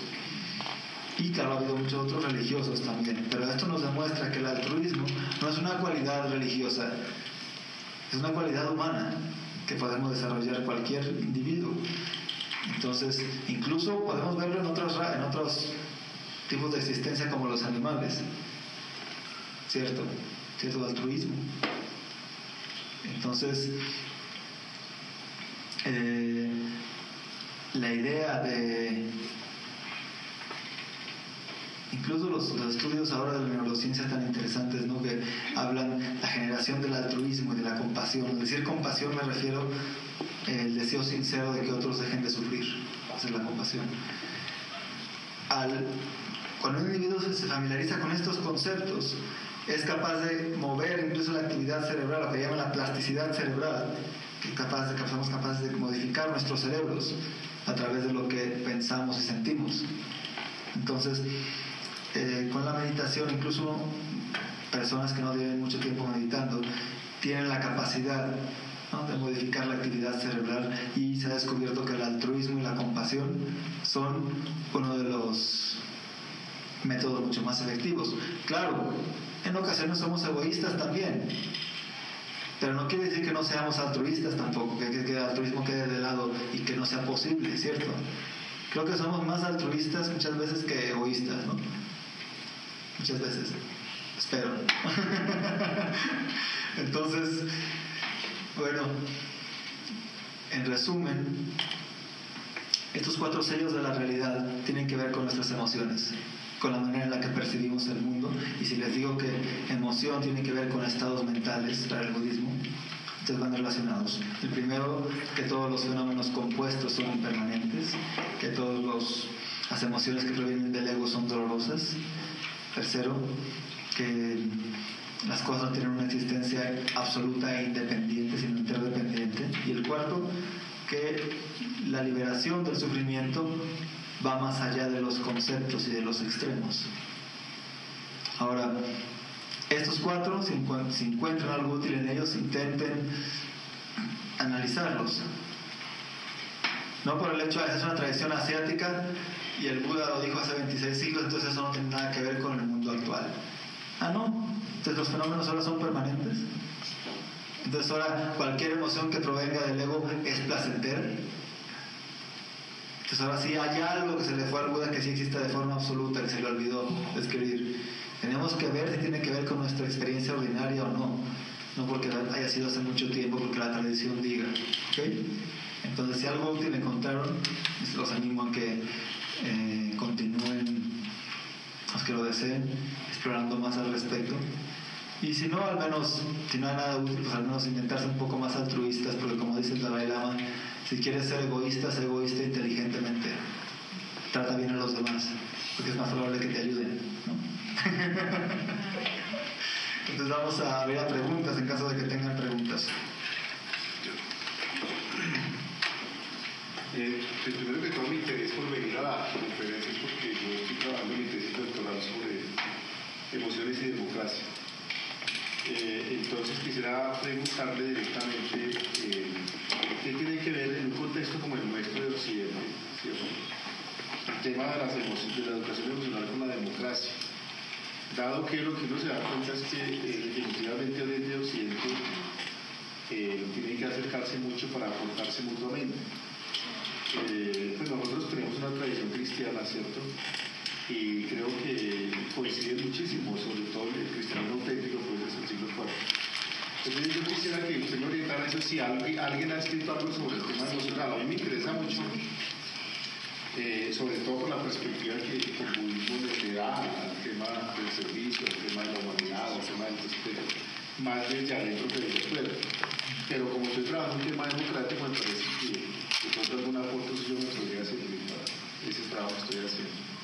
Sí, hace poco leí un artículo precisamente en el que Su Santidad Dalai Lama hablaba de economía. Creo que no es que la llamara así, pero la nombraron. En el artículo lo escribieron, economía budista le pusieron, ¿no? Que tenía que ver precisamente con un sistema económico que fuese más altruista. Pero hablando un poco de la democracia y el altruismo y las emociones, hay un libro también bueno que se llama el de Goleman, ¿cómo se llama? El de inteligencia emocional. Inteligencia emocional. Y el último que escribió con el Dalai Lama, que es la entrevista que le hace, que se llama Emociones Destructivas, se escribió en el 2005. Sí, también yo leí. Entonces ha leído. Bueno, sí, entonces ahí viene quizás más información de la que yo pueda dar, pero en cuanto a mi opinión. Creo que la democracia busca también, ¿no?, el beneficio común, el beneficio de la mayoría de las personas. Entonces hay cierto altruismo ahí, ¿no?, dentro de una idea democrática. Ahora, el Buda también decía que no porque 10 millones de personas creyeran algo, lo hacía verdad. ¿Sí? Porque 10 millones de personas creyeran una mentira, la mentira no se hacía verdad. Entonces el hecho de que la mayoría crea algo muchas veces es sinónimo, no siempre es sinónimo de que sea lo mejor o lo correcto, ¿cierto? Tenemos que tener sabiduría. Entonces, en cuanto a las emociones, yo pienso que entre menos aflicciones haya, entre menos neurosis haya en las sociedades, automáticamente va a haber una mayor consideración por los demás. Podemos decir una mayor democracia, si quieren llamarlo así. Porque ¿qué es la democracia? Intenta tomar en cuenta a la mayoría, no nada más a un cierto grupo privilegiado. ¿Sí? Entonces, al tomar en cuenta a la mayoría, automáticamente el altruismo toma en cuenta a la mayoría en general. ¿Por qué? Porque se da cuenta que todos los seres buscamos ser felices y buscamos evitar el sufrimiento. Entonces, creo que es más importante reconocer eso, porque eso te acerca a los demás. Te das cuenta que con la misma intensidad las personas que están ahí en la oficina de atrás, que no están aquí en la charla, pero las estoy viendo allá en la oficina del edificio de enfrente, igual que nosotros, quieren ser felices y dejar de sufrir, con la misma intensidad. Te aseguro que si les preguntamos, igualito que nosotros, en la misma intensidad, ¿cierto? Y no porque creen en algo, no creen en nada, porque hayan nacido en un país o en otro, tienen el mismo deseo, y eso nos hermana a todos los seres. El deseo constante de querer obtener felicidad y querer evitar el sufrimiento. Entonces, mientras más reconozcamos eso como sociedad, también va a haber menos barreras, ¿no? Porque también, por ejemplo, el nacionalismo extremo, el racismo, todo eso proviene de no ver la interdependencia, de creer que somos independientes y que somos especiales, que hay un tal lugar o por tener cierta tipo de vida. De hecho, ver la interdependencia, Nagarjuna decía, este gran filósofo del siglo II, tiene profundas implicaciones éticas, pero verla a nivel de vivencia, no nada más entenderla. A nivel de vivencia, ver la interdependencia trae profundas implicaciones éticas, porque, por ejemplo, si yo veo la interdependencia de las cosas, me doy cuenta que el bienestar del medio ambiente, que mi bienestar depende del bienestar del medio ambiente, y automáticamente comienzo a interesarme por el bienestar del medio ambiente. Que mi bienestar proviene del bienestar de los demás. Antes se creía, por ejemplo, que la destrucción del vecino era mi victoria, ¿no? Si yo conquisto ese país y lo destruyo, lo que sea, el mío va a tener mayor beneficio. Ahora podemos ver la destrucción del vecino, mi destrucción, ¿sí? Por la interdependencia tan grande que hay ahora, y siempre ha habido, pero ahora es mucho más notoria.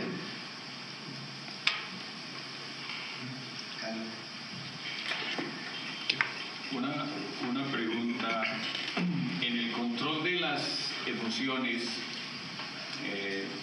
entre ustedes y nosotros, por supuesto, a nivel cultural hay toda una influencia y una separación, digamos.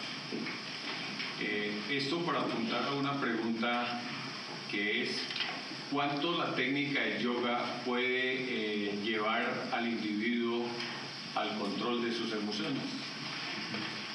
Bueno, en sí la técnica del yoga, como tradicionalmente la conocemos en Occidente, es parte del hinduismo, no es parte del budismo. En el budismo hablamos de otro tipo de yoga, así como yoga mental, diríamos, pero si cualquier actividad que hagamos, esa es la visión budista, incluyendo el yoga, nos ayuda a reducir las aflicciones mentales, está bien, hagámosla. Pero si lo que hace es incrementarlas, entonces hay que cuestionarla, ¿no? Pero creo que la técnica del yoga, si nos ayuda a relajar el cuerpo y a tener cierta fortaleza corporal, etcétera, puede ayudarnos, pero tiene que ir unida a cierto tipo de introspección. Pueden llevarla a meditación o como quieran, pero el mero hecho de hacer un ejercicio físico, decimos los budistas, trae algún beneficio físico, pero no necesariamente mental. El beneficio mental viene precisamente de utilizar la mente para transformarse a sí misma. Entonces el yoga es una práctica hinduista pero hay budistas que hacen yoga, claro, ¿no? Pero es como que hay budistas que juegan fútbol también. Entonces, si eso trae beneficio o no, depende de la motivación con la que lo hagamos, ¿cierto?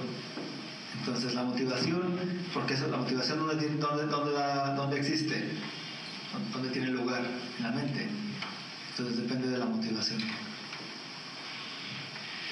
Cuando dices que todos los seres buscamos la felicidad y evitamos el sufrimiento, obviamente me surge la idea de que cuando decimos todos los seres son incluso los cerdos, las vacas, los pollos. Ningún animal busca el sufrimiento, huye del sufrimiento. ¿Cuál es la posición budista al respecto del sufrimiento que nosotros le infligimos a los demás animales? A los animales. Pues claro, desde luego es un sufrimiento fuerte, ¿no? Como seres humanos tenemos la responsabilidad de ser un poco más, de cuidar más de los animales porque son, podemos decirlo, por su base física, son una especie o un tipo de existencia en el cual tienen menos inteligencia que nosotros. Entonces nosotros como personas supuestamente más inteligentes con algunos, ¿no? Pero más inteligentes, al menos con el potencial de mayor inteligencia, deberíamos de cuidar un poco más los animales. De hecho, se hace mucho énfasis en el budismo en eso, por ejemplo, no cargarlos demasiado, aunque por otro lado depende mucho de la situación de vida en la que estemos, ¿no? Pero en general el sufrimiento que como seres humanos les producimos a los animales sí es, ¿no?, bastante duro, ¿no? Incluso luego yo cada que veo una película por ejemplo, que ven cómo los animales se sacrifican y los matan, etcétera, yo lo vegetaría en un tiempo, ¿no? Intento. Entonces, ¿por qué? Porque ves tú el sufrimiento tan duro, ¿no? Como seres humanos le damos a otros seres que podemos ser, son más indefensos que nosotros. Porque aparentemente si tú estás en una selva y no tienes con qué defenderte, pues el tigre es más fuerte que tú, como ser humano. Pues siempre traemos con qué defendernos, ¿no? Entonces, esa fortaleza aparentemente inteligente del ser humano no siempre ha traído beneficio, ¿no? Entonces, nuestra responsabilidad es cuidar de los animales lo más que podamos. Pero no está dentro de la práctica del budismo promover ningún tipo de posición frente a los animales, es decir, ni a nivel dietario, ni de vestimenta, ni nada. Es una elección libre de cada individuo. Claro, no, sí hay, sí. Por ejemplo, las pieles y eso. Es decir, hay cosas que hacemos los budistas que no se van con el budismo, sí. Como hay cosas que hacen otras personas que tampoco van con las creencias en general, ¿no? Pues es vestir pieles, por ejemplo. Ahí tienes que estar matando animales para decorarte. Entonces, eso obviamente que desde el punto de vista budista no está bien. Consumir, en general, consumir tanta carne. Hay personas, consumir algo a lo mejor por cultura, bueno, igual y sería mejor, quizás no, pero a veces es difícil por salud las personas o por cultura. Entonces, bueno, el Buda no restringió de lleno el consumo de carne, pero sí promueve reducirlo, por ejemplo. ¿Sí? Entonces, y luego está el pretexto de que es que en el Tibet no había para plantar, entonces teníamos que comer carne, otros pretextos, ¿no? Pero pues aquí yo me acostumbré desde chico, lo que sea, que yo me enfermé, bla, no fueron los pretextos. Pero en realidad, somos estrictamente hablando, sí deberíamos los budistas de, si no cortarlo de lleno, sí reducir bastante el consumo, ¿no? Aunque si no se hace, no quiere decir que tenga que ver tanto con la enseñanza del Buda, ¿no? Nadie, porque no lo hacemos nosotros, ¿cierto? Entonces, sí hay cierta restricción. Y claro, hay otras reglas un poco más explícitas, ¿no? No puede uno directamente decir maten ese animal para mí, eso sí, no se puede. Pero indirectamente cuando uno compra o consume carne está directamente apoyando eso. Entonces, a lo mejor no tan directo, pero indirectamente sí, ¿no? Entonces hay algo de karma ahí involucrado. Ahora acá vamos a empezar de este lado y luego para acá. Bueno, pues yo también tengo la misma inquietud y digámoslo, como practicante de yoga, yo a veces me algunos budistas no son estrictamente vegetarianos, si dos razones principales que se describen en el Srimad Bhagavatam para el advenimiento del señor Buda es primero ahimsa, respetar el proceso evolutivo libre de todas las entidades vivientes, y el segundo es Aveda, que es negar la autoridad de los Vedas, debido a que los brahmanas de casta en esa época estaban maltratando a las otras castas, argumentando su conocimiento védico. Entonces, pues a mí se me hace que si un budista sin la necesidad está comiendo carne, no está siguiendo las enseñanzas y las doctrinas por las cuales el señor Buda hizo su venimiento a esta tierra, y ahí yo veo que no hay compatibilidad filosófica, porque uno no podría decir yo soy vegetariano un tiempo y al otro tiempo no lo soy, porque uno debe intentar seguir su esencia, y más en una sociedad en la cual hay tanto derramamiento de sangre simplemente por gratificar Jiva, por gratificar la lengua, porque mucha gente se está cuestionando en este momento porque hay tantas guerras, porque hay tantas masacres, porque los ríos, porque las montañas, porque los temblores, porque los maremotos, y no nos hacemos directamente, no tenemos la inteligencia para razonarlo y entender que eso se está generando por tanto derramamiento de sangre innecesaria de nuestros hermanos menores, los animales.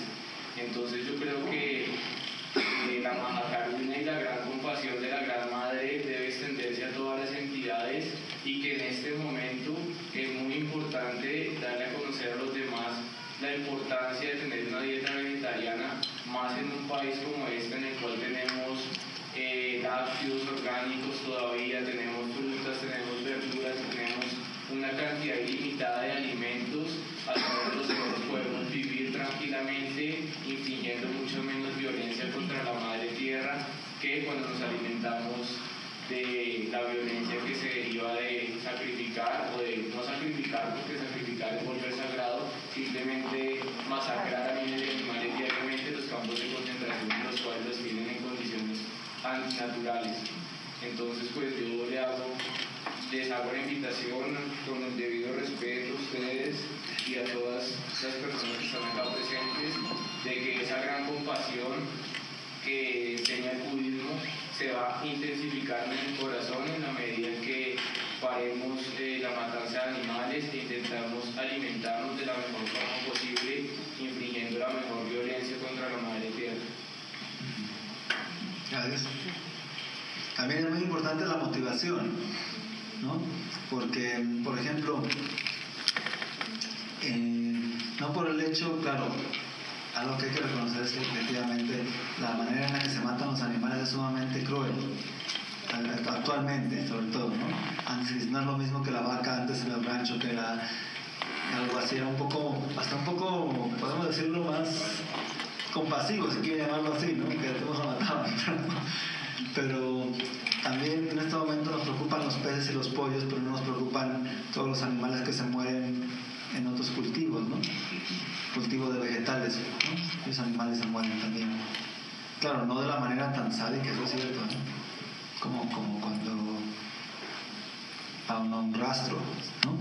Pero hay que tener hecho, la motivación detrás es muy importante, más que la acción, ¿sí? Si uno cambia su dieta vegetariana, por ejemplo, pero sus aflicciones no las cambian, entonces es un cambio, es como un placebo, decimos, ¿no?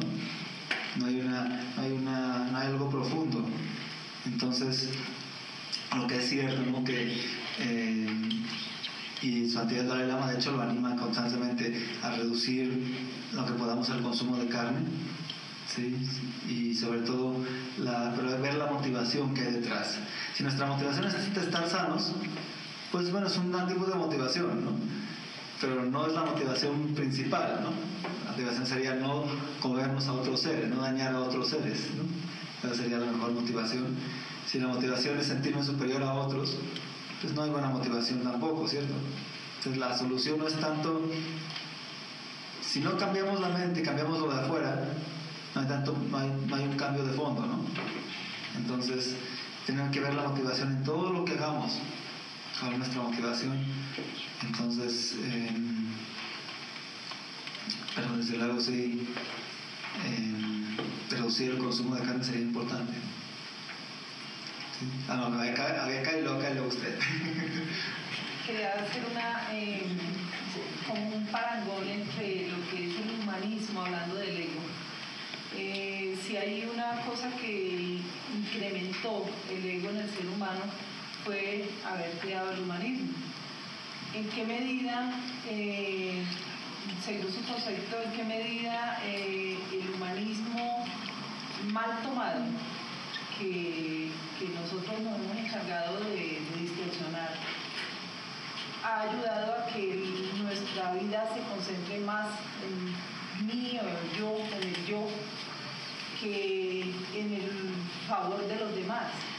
O sea, ¿cómo lo ven ustedes? O sea, el humanismo es importante para ustedes, es una técnica que de pronto solamente fue creada para exponer todas las cualidades del ser humano, pero para mí, o sea, mi concepto es que el mismo humanismo ha hecho que el ego del hombre se aumente, porque se cree más que Dios. ¿Ustedes qué piensan de eso? Pues de nuevo, creo que depende de la motivación. El Buda no habló del humanismo porque no había la corriente todavía, pero el budismo cuando se enfrenta o se convive, ¿no?, con otros tipos de propuestas, creo que si el humanismo nos ayuda a reconocer el potencial que tenemos de desarrollo positivo, pues está bien. Pero si nada más nos anima a fortalecer más la neurosis y la herramienta del yo, entonces tenemos que cuestionarlo. Entonces, si el hecho de creernos el ser humano superior nos ayuda a tomar responsabilidad, entonces está bien. Pero si nos sentimos superiores por el mero hecho de sentirnos superiores, entonces pues no sé qué tan bien esté. Y sin ningún beneficio a los demás, a otros seres, no soy superior que estos seres, tengo yo derecho a hacer esto, entonces no lo vemos bien eso. Depende de nuevo la motivación y la aproximación que le demos a algo. Las cosas no son buenas o malas por sí mismas, sino depende cómo nos aproximemos a ellas. Bueno, yo llegué a este auditorio básicamente por curiosidad, ¿sí? Después de escuchar su charla, entonces he reflexionado sobre la relación directa que hay entre mis estados emocionales con mis aflicciones y las de todos. Entonces yo tengo como 3 preguntas. La primera, nunca he meditado, no sé cómo hacerlo, creo que es una forma de tratar de manejar los estados emocionales, ¿sí? Los estados mentales.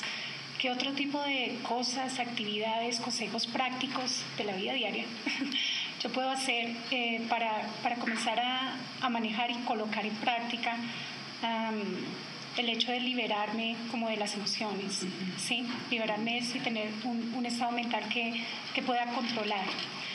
La segunda es cómo puedo comenzar a transmitirle eso a mi hija, por ejemplo, a las personas que me rodean. ¿Cómo puedo potenciar eso en las personas que me rodean? Y mi tercera pregunta va dirigida hacia la concepción budista y la relación de pareja. Particularmente tengo un apego fuerte hacia mi pareja, y entonces después de escuchar esta charla pienso que ese apego no es muy benéfico. ¿Cómo se maneja esto? ¿Cuál es la concepción que ustedes tienen? Me leí alguna vez, hace poco, un libro que se llama El Buda y el Amor, y no está muy relacionado con esto que acabo de escuchar. ¿Sí? Sí. ¿Quién lo escribió? ¿No sabe? ¿Quién lo escribió? Le recordamos, es un libro, no es muy bueno. Bueno, no está mal. Yo digo, ese apego no es benéfico. ¿Cómo debo manejar esto? Sí, a partir de esta charla que me ha hecho reflexionar sobre muchos aspectos de mi vida, y estoy muy agradecida contigo y con el muchacho que está de naranja, que habla tan hermoso. Claro, el amor desde el punto de vista budista es el deseo sincero de que los demás sean felices. Entonces todos tenemos amor, pero está mezclado con apego, ¿no? Quiero que seas feliz si me estás conmigo. Quiero que seas feliz si haces lo que yo quiero. Quiero que seas feliz si me das lo que yo quiero. Y si no, entonces no estás tan feliz. Quiero que seas feliz, pero no tan rápido. Entonces está un poco mezclado con apego. Entonces, la manera de comenzar a incorporar esto en nuestra vida es pensando, escuchando las enseñanzas o leyéndolas, estudiando las enseñanzas. Nos lleva a la reflexión. Es una forma de cambiar la mente también, entendiendo. La mente cambia a través de entender. Ya entiendo yo, por ejemplo, que cada que reacciono con apego estoy creando causas para mi sufrimiento. Entonces, por entender, por convicción, me detengo un poco de seguir reaccionando con tanto apego, por ejemplo. Entonces, entender es otra forma de cambiar la mente, entenderlo a nivel racional. Y claro, ya después llevarlo a la meditación es otra forma también, ¿no? La meditación viene después de entenderlo a nivel racional, porque si no lo hemos entendido, ¿en qué vamos a meditar? Vamos a meditar y a revolcarnos más en las aflicciones un rato, ¿no? Más en el apego ahí, y creemos que eso es meditar, ¿no? Tenemos que saber en qué meditar. Entonces primero tenemos que entenderlo, y entendiéndolo es podemos tener una mini liberación, ¿no? También, en el caso de los niños o de los hijos, explicándoles también entienden. Tampoco ser demasiado, no todo el día encima de ellos, pero más que podemos explicarles, y si les decimos, oye, es bueno no enojarse, pues nosotros intentar evitar enojarnos también. ¿Sí? Porque estamos, es como decir, no fumes, está fumando papá. No digas mentiras, está diciendo mentiras. Entonces, intentar, la coherencia ayuda también, ¿sí? Y en cuanto a la impermanencia, es importante. Si viéramos las relaciones como impermanentes, estuviésemos mucho más relajados. ¿Sí? Como cuando ¿no? Vamos nosotros a ver una película, nos metemos al cine, disfrutamos la película, pero como sabemos que ya teníamos planeado que iba a acabar la película, nos quedamos ahí sentados en la sala y llega el muchacho a limpiar y no me quiero ir de aquí porque yo quiero que dure la película siempre 2 horas, 3 horas. No, porque sabemos que es impermanente. Entonces acaba la película, nos levantamos, nos vamos, ¿sí? Porque desde un inicio sabíamos que era impermanente. Entonces eso ayuda a que la mente se relaje. No quiere decir que no nos importe la película, que no le pongamos atención. Le ponemos atención y estamos en la película, pero sabemos que es impermanente. Eso también ayuda a relajarnos y a relajar el apego.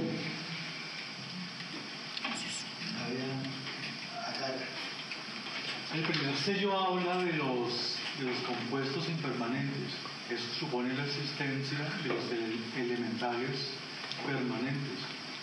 ¿Cuáles son esos? De los fenómenos elementales. Ajá. Es decir, que no son compuestos. Los que son permanentes, ya. Si todos los fenómenos compuestos son impermanentes y si hay algún fenómeno permanente, es la pregunta, ¿no? Ajá. Sí, cualquier fenómeno que no sea compuesto, por ejemplo, el espacio entre los cuerpos, era un fenómeno permanente. Pero en sí, la mayoría de los fenómenos con los que tenemos interacción son compuestos, por eso son impermanentes.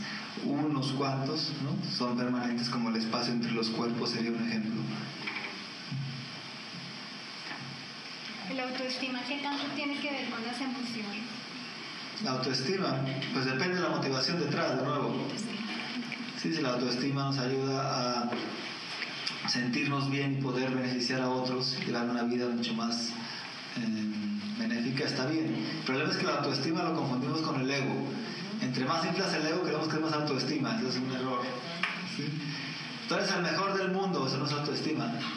Todo el mundo, tú no le rogues a nadie, todo el mundo tiene que estar detrás de ti. Le dicen una vez, escuché en una terapia psicológica, le decían, no, muchacha, tú no tienes que rogarle a ningún muchacho, ellos tienen que venir atrás de ti. ¿Sabes? Tú estás para que te rueguen a ti, decía. Es que yo no vi mayor confusión, ¿no? de consejo en eso, porque pues no deseamos nadie, precisamente la iluminación se trata de no ser nadie especial, no es que somos especiales, entonces se trata de ser personas. El Buda lo que buscaba era ser un ser humano, es más que una expresión. Entonces la autoestima, si nos ayuda, claro, a desarrollar nuestras cualidades en beneficio de otros, está bien, pero si nos ayuda a inflar el ego nada más, entonces ahí es peligroso.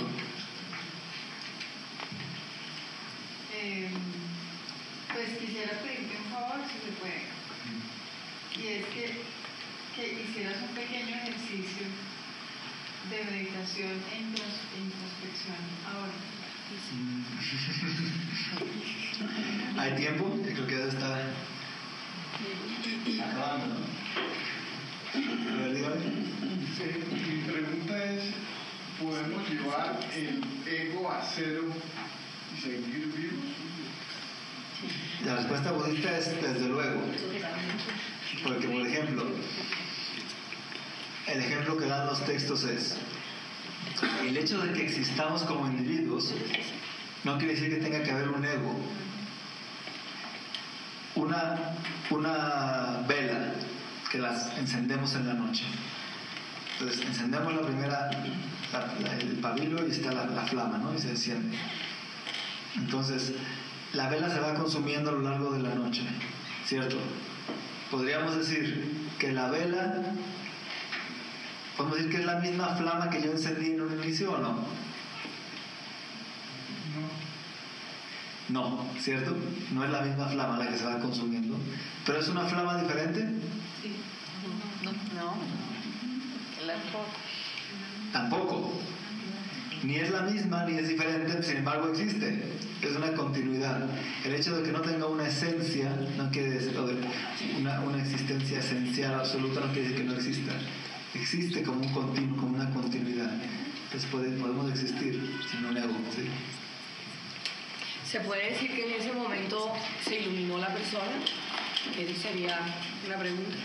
Cuando se trabajan toda la parte de los egos y toda la personalidad y queda en cero, como dicen, en ese momento se ilumina. Sí, en realidad puede ser una forma de iluminarse. Sí, la iluminación consiste en ver la realidad tal cual es, y como el ego no existe, es parte de ver la realidad. Pero cuando decimos eliminar el ego, en realidad no es que se esté eliminando nada, porque no puedes eliminar algo que no existe, ¿cierto? Simplemente es como, está todo oscuro la habitación. Entonces, entras y enciendes la luz. Quiere decir, eliminaste la oscuridad.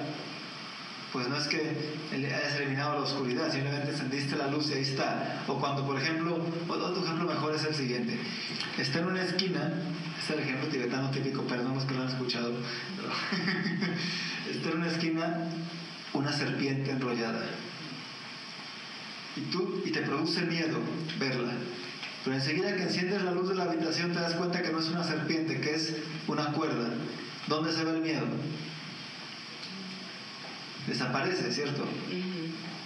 Un espejismo de nuevo, ¿no? Si vemos un espejismo a lo lejos, si queremos seguir viendo el espejismo no tenemos que acercarnos. Si nos acercamos, desaparece el espejismo. Pero no es que desaparezca el espejismo, no es que la serpiente desaparezca. No había serpiente ahí nunca. No es que el espejismo desaparezca, no había espejismo ahí. Era una percepción equivocada que yo tenía de ese espejismo, de esa cuerda. No es que estemos deshaciendo nada, simplemente estás viendo cómo existe. Enciende la luz, se ve el miedo, es una cuerda. No es que la serpiente haya desaparecido, no había serpiente ahí, ¿sí? Entonces, es un poco la visión budista. Ves la realidad, un Buda ve la realidad tal como es. Entonces, cerramos con esta pregunta. Sí, mi pregunta era esta: creo que cuando la verdad se conoce, todo sigue siendo verdad, porque la luz, porque todo sigue siendo luz. Eso es lo que usted me sigue diciendo, que es muy parecido a lo que la señora preguntaba ya. ¿Cómo encontrar el momento práctico para que la mente, cuando se medita, pueda mostrar realmente la diferencia entre la imaginación y que uno está caminando un sendero que está haciendo un cambio real dentro de la mente? Desde el punto de vista del budismo, si nos acerca el camino que practiquemos, si nos acerca a los 4 sellos, está haciendo algo útil. Si nos aleja de los 4 sellos, entonces nos está alejando de la realidad. ¿Cuál es el punto más útil ahí para saber cómo me alejo de un lado o del otro? No, pues simplemente si estoy yo viendo los fenómenos como más permanentes, me estoy aferrando más a ellos, entonces no es que esté entendiendo el primer sello. Si estoy si sigo creyendo cada vez más y más y más que tengo una personalidad definida y una mente o Atman, o como queramos llamarle, sólido, fijo, esencial, que está ahí siempre, ¿sí? Entonces nos está alejando. Si sigo yo creyendo que las cosas existen allá afuera por sí mismas, sin que yo tenga nada que ver, me estoy alejando. Sí, que hay realidad, pero creyéndose uno mismo por todo que es cierto. Exacto. Y de la meditación hay una práctica que pueden bajar de YouTube, que se llama Introducción a la Meditación Vipassana, de un amigo que hace poco la vio, un monje argentino, un andiceno, un monje Theravada, y ahí habla él de una meditación corta de Vipassana, de introspección. Es cualquier cosa que hayamos escuchado ahora, que nos sentemos a interiorizarla, a reflexionar. Si quieren llamarlo como repasar interiormente la impermanencia, por ejemplo. Entonces sería un tipo de meditación introspectiva.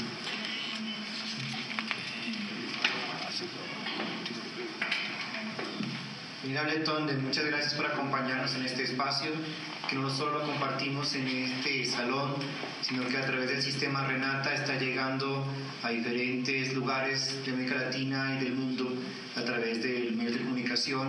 Este sistema que integra una red importante de universidades a nivel mundial, hoy nos permite llegar a diferentes personas que están viviendo esta experiencia junto con nosotros. Quiero agradecer este espacio nuevamente, ya tiene usted una cátedra permanente acá en la universidad, porque ha sido muchas ocasiones en que nos ha acompañado, y lo más importante de estas conferencias son las preguntas más que las respuestas, porque hay unas inquietudes espirituales que estarán ahí presentes y que es necesario ir acompañando. Para el acompañamiento o las prácticas, yo recomendaría hablar con la directora Olga Lucía Sierra del Centro Budista de Mantaca aquí en Bogotá. Entonces ella podría tener también la formación en los cursos y las prácticas que pueden interesarles en esta dimensión. Y también tenemos un invitado muy especial, Kripa Ramadas, que nos acompaña junto con su esposa, con la madre, para que pues, también quien esté interesado en los cursos de yoga, estén interesados en profundizar sobre vegetarianismo, pueda también contactarse con él y con su comunidad. Entonces vamos a encontrar aquí un espacio con esas grandes preguntas. Y el último, sobre las grandes intenciones. Más allá de por qué tengo este conocimiento, por qué tengo esta práctica, la pregunta sobre cuál es la intención detrás de esas búsquedas. Entonces, muchas gracias por todo ese acompañamiento que nos hacen. Me llama la atención la pregunta que dice ustedes, ¿no? Cuando el doctor es mexicano, se ve por el acento, entonces no es, dice él es budista tibetano, no, él es mexicano. Entonces lo que es interesante es eso, ver cómo poder comprender desde la visión latinoamericana, desde el humor latinoamericano, prácticas que son universales. Muchas gracias, Centro Budista Tibetano Yamantaka, gracias a los participantes, ustedes que nos acompañan nuevamente.